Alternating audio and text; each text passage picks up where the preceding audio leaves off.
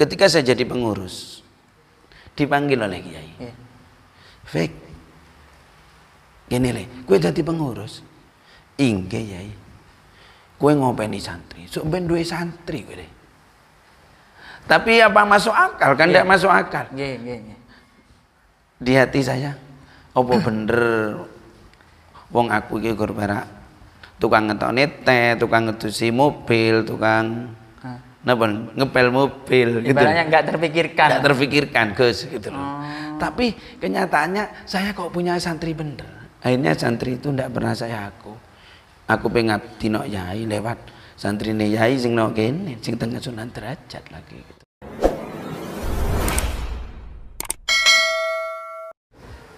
Assalamualaikum warahmatullahi wabarakatuh. Masih stay tune di channel YouTube Ar-Rufa Official. Kali ini kita akan mengajak ngobrol dengan salah satu santri beliau, guru kita semua, Syekhona Jaduna Kiai Haji Ahmad Mirza Kisah. Beliau termasuk alumni sepuh juga era 80-90-an. Langsung saja, dan beliau ini salah satu di antara alumni yang sukses juga karena mempunyai pondok pesantren Sunan Derajat Sumuran Ajung. Beliau adalah Ustadz Ahmad Rafiq Hasan. Langsung saja kita ajak mengobrol beliau. Assalamualaikum Ustadz. Waalaikumsalam warahmatullahi wabarakatuh. Bagaimana kabarnya panjenengan? Baik, Gus. Begini Ustadz, kami akan menanya-nanyakan. Awal mula Ustadz Rafiq ini perjumpaannya berjumpa, kenal dengan guru kita Kiai Haji Ahmad Mirza Kisah. Awal mula itu kejadiannya itu bagaimana dan gimana? Di mana Ustadz? Alhamdulillah, saya bertemu guru saya, orang tua saya. Ini sejak tahun 80. Tahun 80 saya diajak Abah sareng Umi ikut manakepan setiap malam Jumat Manis, masih di Pondok Selatan. Malam Jumat juga diajak, tapi naik sepeda panjang, goncengan. Masih ngontel gitu. Masih ngontel ayah. Kemudian kalau setiap Jumat Manis pakai mobil rombongan. Disitulah saya senang mendengarkan. Kemudian Abuya Kiai Haji Ahmad Mirza Kisah di tahun 82-83 itu sudah pernah diundang oleh ayah, rutinan manakib. Bahkan 1 tahun 2 kali. Di situ saya tambah mantap.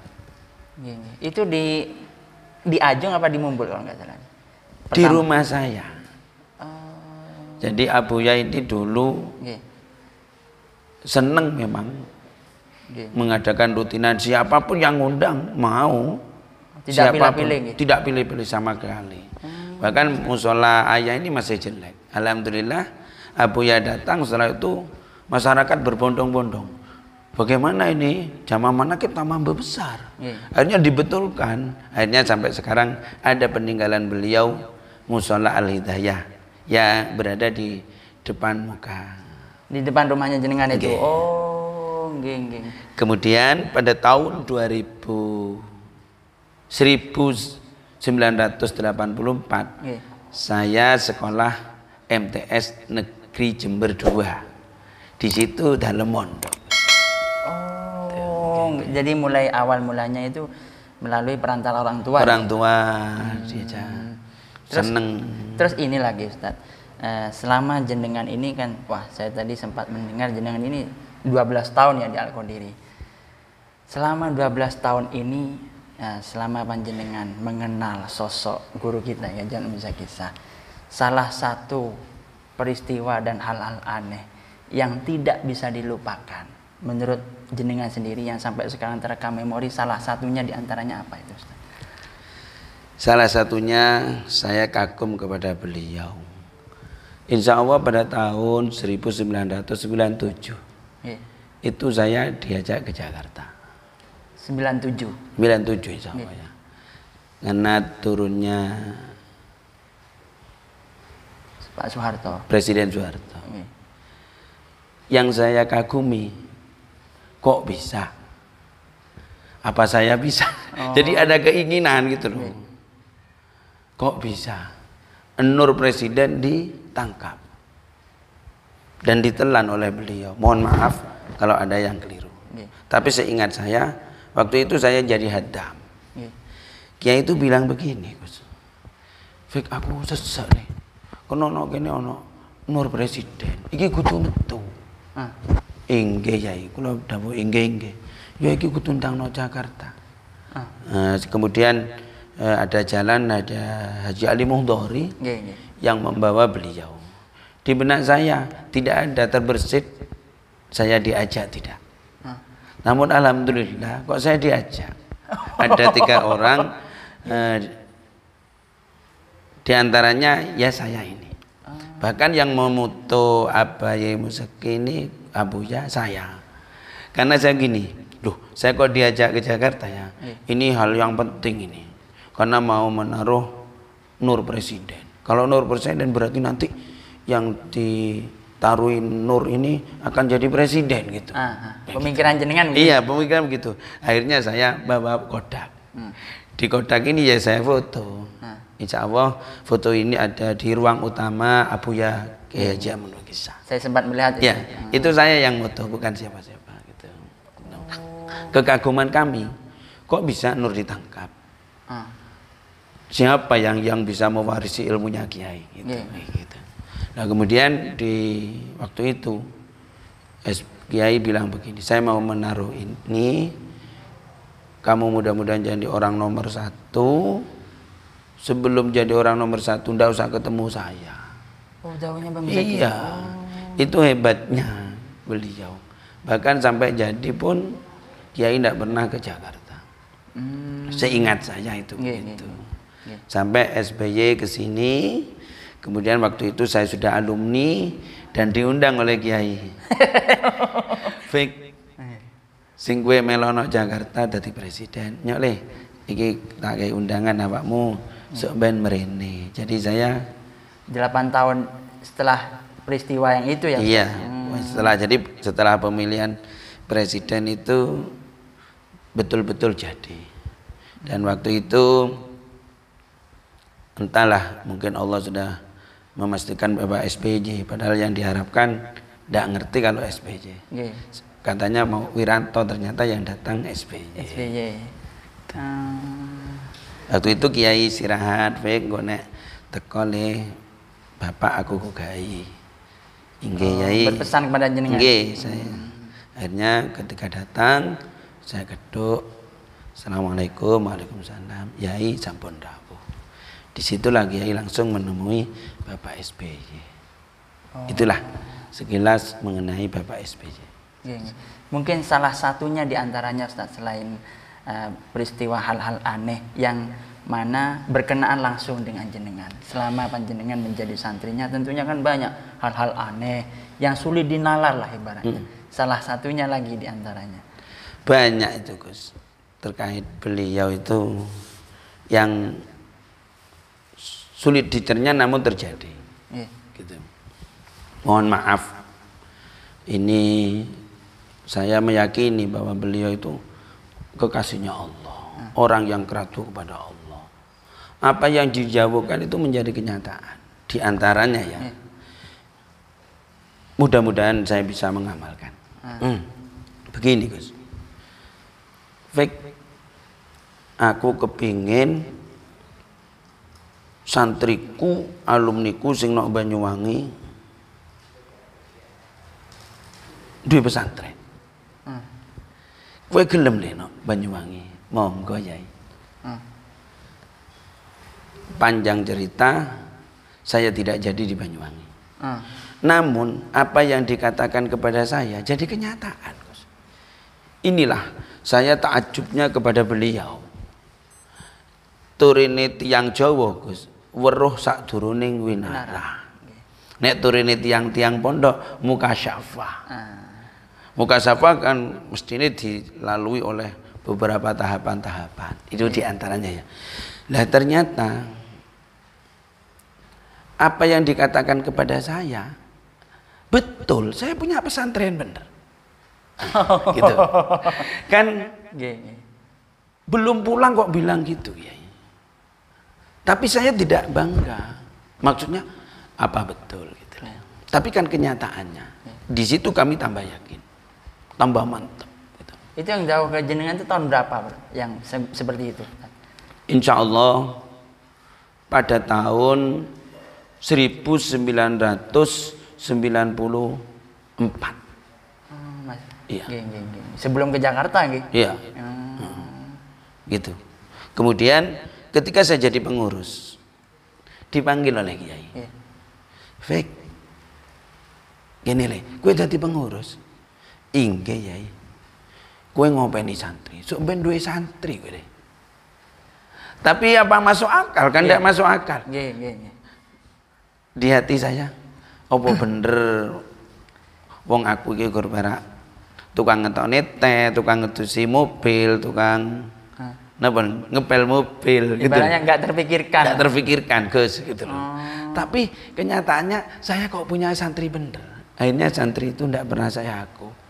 Aku pengabdi nok yai lewat santrine yai sing nok kene, sing tengah Sunan Derajat lagi gitu. Ada lagi, Gus. Sebelum saya jadi pengurus itu, sebelum saya jadi hatam, Gus. Sebelum saya jadi hatam itu, saya tukang ngepel masjid. Masjid. Iya. Akhirnya Kiai tanya sopo ngepel masjid pun. Rafiq ya. Lah Kiai itu mendekati saya. Fik, dalam Yai itu saya. Gue tukang ngepel masjid.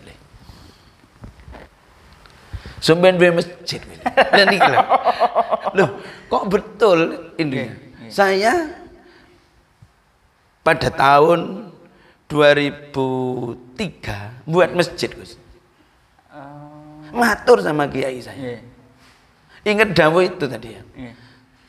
Tapi tidak bilang sama Kiai. Nah, alhamdulillah Kiai bilangnya begini. Gawe masjid nek wong liya oleh njalukno embong, kowe tak haramne njalukno embong. Oh, nggih. Gitu. Paham. Alhamdulillah 18 bulan Kiai Rawuh diresmikan, rampung sak keramike. Nggih sampai sak menika enten. Yang ada di rumahnya dengan itu ya. Biasanya dibuat pertemuan ya barangnya. Enten sing boten disabda kula Gus. Nggih. Enten sing boten disabda. Kowe tukang ngedusi motor, boten disabda. Akhirnya kula sing duwe badhe nggadah mobil pribadi iki ra disuwi. Berarti kan jenengan sudah disabda besok gue dadi santri, besok ngopeni santri, besok duwe santri. Nggih. Yang kedua kon ngepel masjid, besok bakal duwe masjid. Berarti yang ketiga yang belum nggih, dadi terkabulkan. Mobilnya itu dia punya, cuma sampai suwi. Oh, lama ibaratnya. Santri itu pada tahun 2005 itu enggak ada santri lho, Gus. Santri pun nggih ngoten kula, Gus. Yai dawuh ngeten. Ojo nggawe pondok kowe nek sik ping njalukno tangga. Subhanallah. Tapi Kiai kan selalu mendoakan ya. Nggih. Rahasia kami Fatihah ini pun Yai Gus. Kula Fatihah Yai. Mboten enten malih, Pak. Jadi dene kula niki alumni mriku mboten. Kula niki nggih plek teng mriki gitu. Istilahnya mutlak di sini lah. Mutlak. Terus niki lagi pada tahun tersebut salah satu didikannya Bayi Muzaki, ajarannya Bayi Muzaki yang jenengan serap sampai sekarang tidak bisa dilupakan itu apa? Yai nanti dawuh sing seneng ibadah, ojo seneng istirahat. Yai kan dawuh ngoten. Ya itu betul-betul tiyang ingkang boten nate enten payahe ing dalem ibadah. Kula tumut yai niku kan setiap dalu kan mesti tumut. Nggih. Nek pun teng Banyuwangi niku yai ndak pernah ngodok salat. Setiap maghrib itu berhenti. Kemudian setiap malam Nggih. itu mesti berhenti. Insya Allah di daerah Gemiritan itu. Nggih. Oh, Langsung di masjid sebelah kanan itu. Nggih, nggih. Sebelum Glamour ada masjid bagus itu. Jadi saya kalau sekarang ke Banyuwangi ziarah wali ingat kiai. Kiai di sini dulu tidak ada payahnya. Apa? Sholat isya sekaligus usolli sunatan liqada'il hajat. Dongo yai buru berangkat malih. Tidak ada payahnya.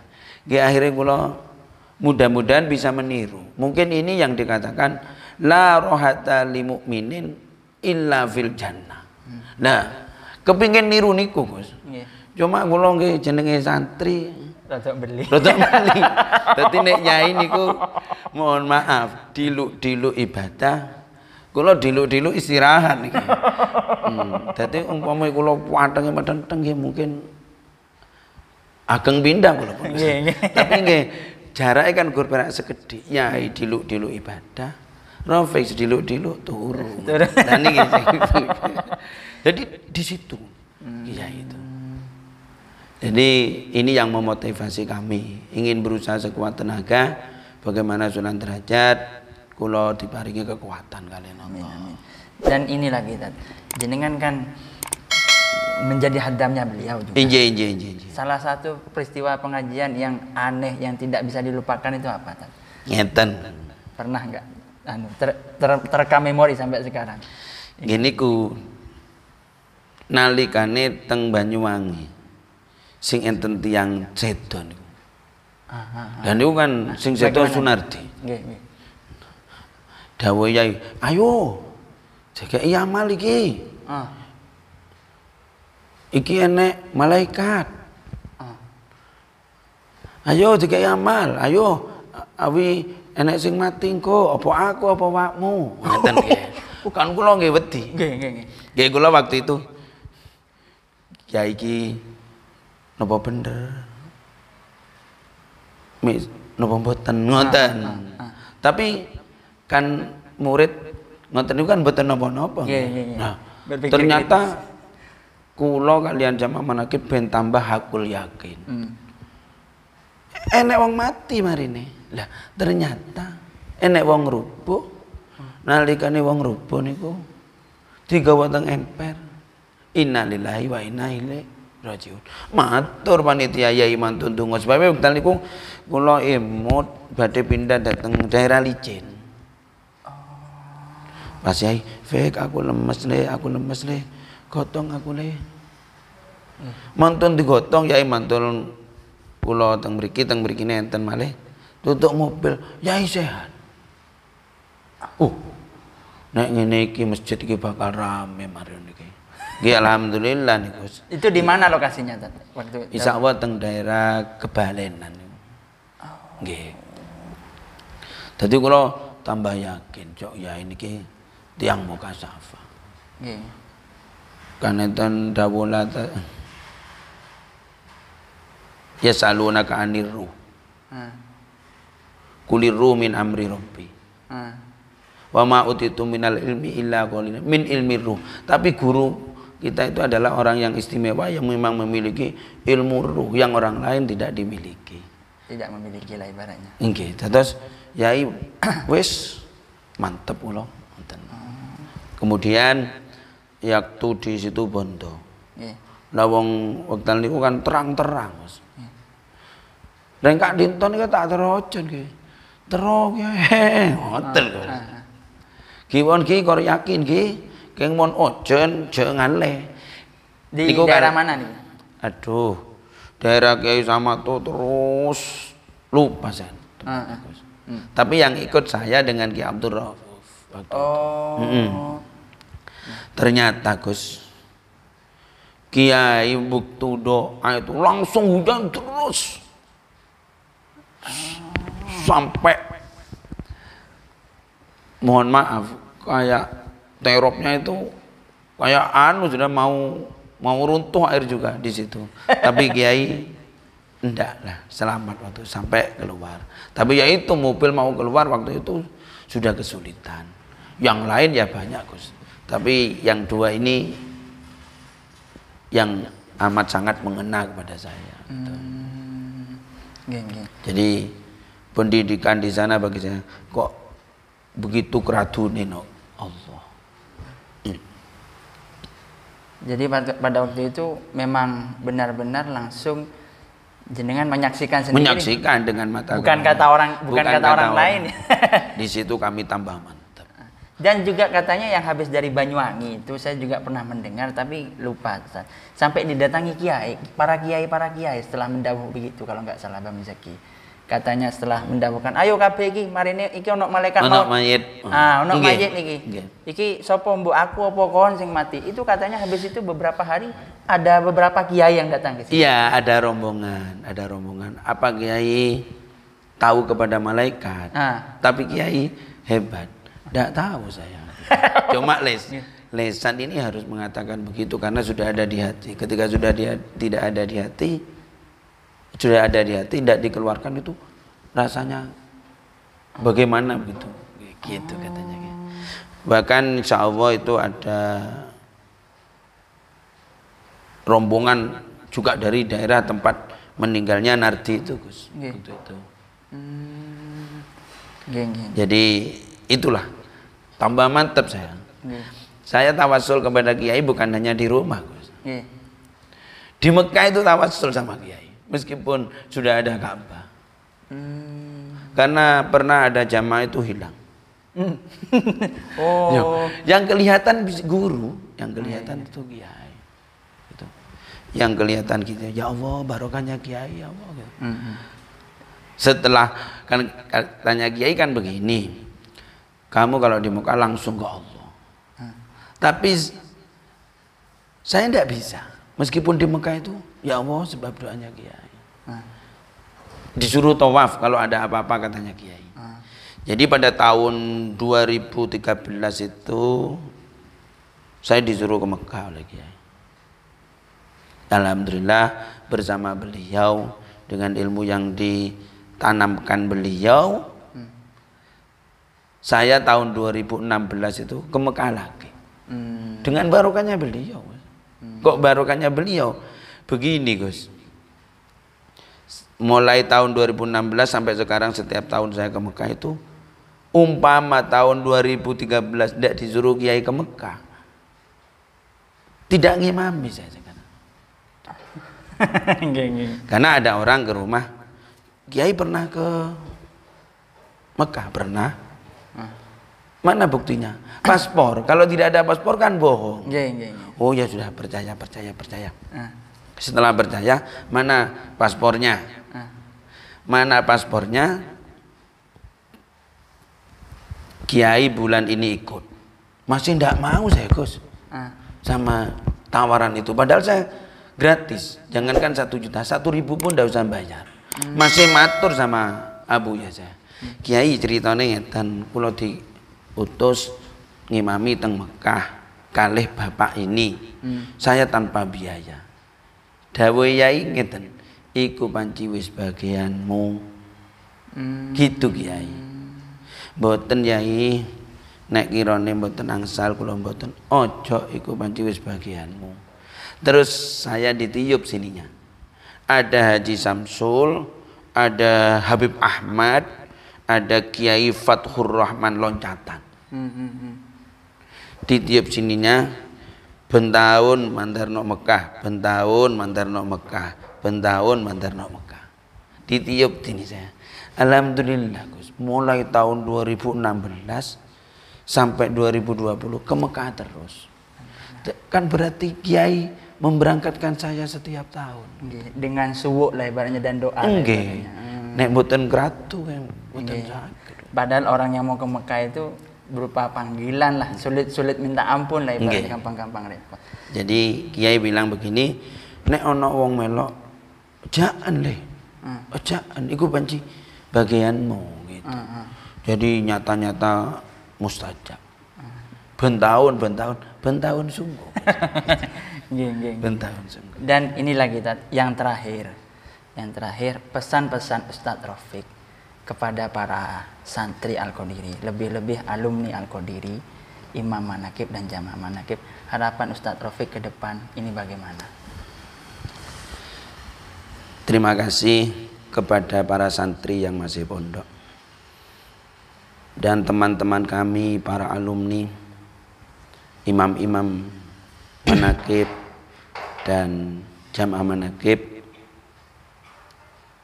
Jangan putus dengan guru. Yang masih di pondok, taatlah, mengabdilah di pondok, karena pengabdianmu itu akan membawa keberkahan kamu nanti setelah pulang.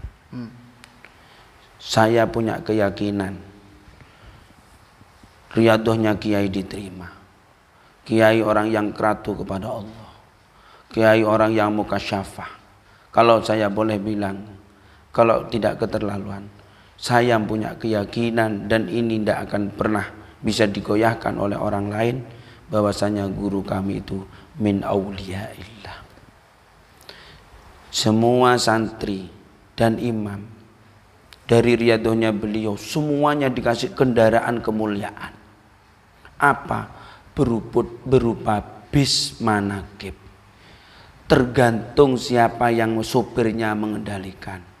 Insya Allah yang mengendalikannya ini lurus, ikuti anjuran beliau, kemudian tidak goyang bisnya ini, insya Allah banyak yang ikut.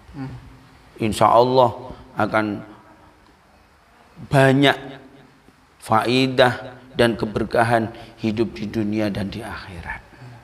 Selanjutnya, kiai betul-betul apa yang menjadi senangnya kiai, orang lain juga harus senang. Mudah-mudahan santri-santri juga meniru apa yang sudah diberi kenikmatan oleh Allah kepada santri juga diberikan kepada yang lain.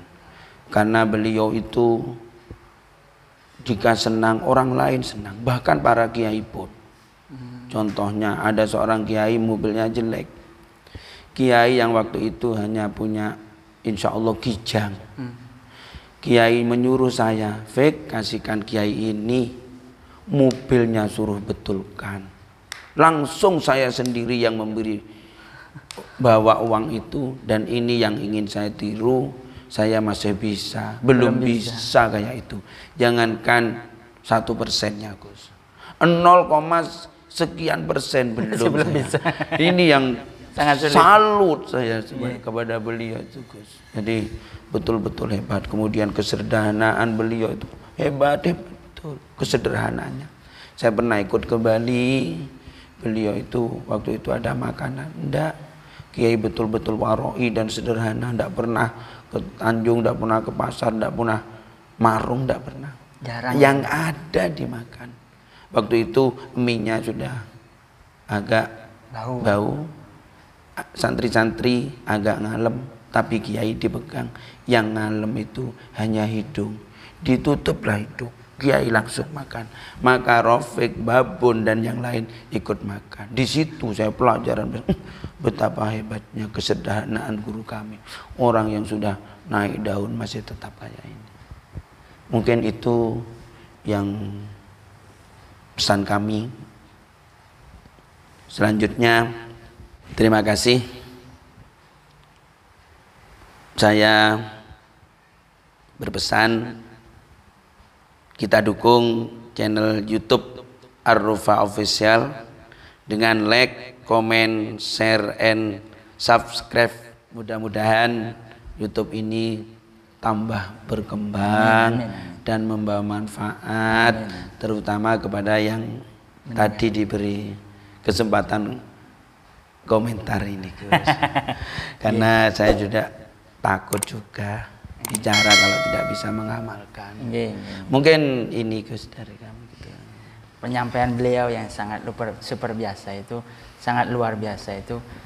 Ada beberapa poin yang saya bisa simpulkan bahwa guru itu weruh sakjroning winarang. Ibaratnya guru itu selalu memonitor, mendetektor kamu. Jadi sambunglah tali rohanimu dengan gurumu. Kalau bisa alakohnya itu setiap maghrib. Saya ingat katanya almarhumlah guru saya, Kiai Mahrus Ali dan Kiai Marzuki Dahlan. Beliau mendawuhkan, kalau kamu kepingin sukses, ingatilah gurumu dan kedua orang tuamu. Karena beliau adalah penentu kesuksesan jalan hidup bagi Anda semua. Kiranya itu saja yang bisa saya sampaikan. Kurang lebihnya saya mohon maaf. Wabillahi taufiq wal hidayah, waridho wal inayah. Wassalamualaikum warahmatullahi wabarakatuh.